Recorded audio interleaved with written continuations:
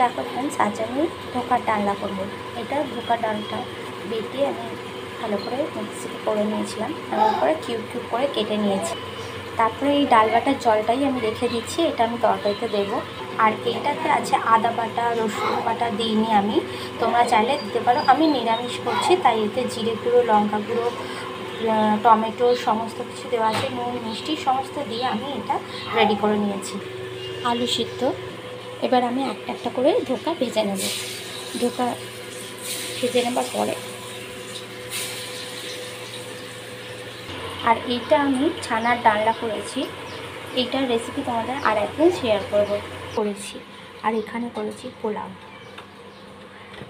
এটাও আর একদিন তোমাদের শেয়ার করবো। আজকে এত কিছু দেখাতে লঙ্কা ডালনা আর দিয়ে দিলাম হিং।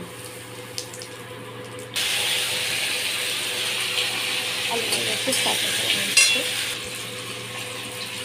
বাকি মশলাগুলো আমি সব দিয়ে দিলাম,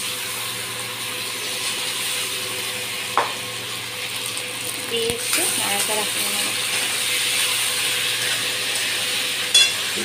দিয়ে দিলাম একটু চিনি,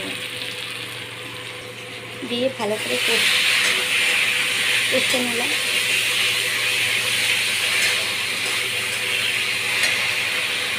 দিয়ে দিলাম ডাল বাটার যে জলটা ছিল, এটা দিলে দোকান ডালনাটা একটু ঘন হবে। এবার আমি ঢোকাগুলো সব দিয়ে দিচ্ছি।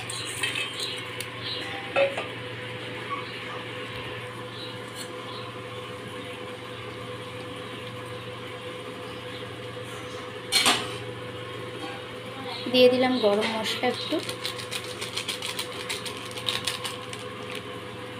আর দিয়ে দিলাম নামাবার আগে একটু ঘি। ব্যাস রেডি। এবার এটা ফুটে গেলে আমি নামিয়ে ফেলবো।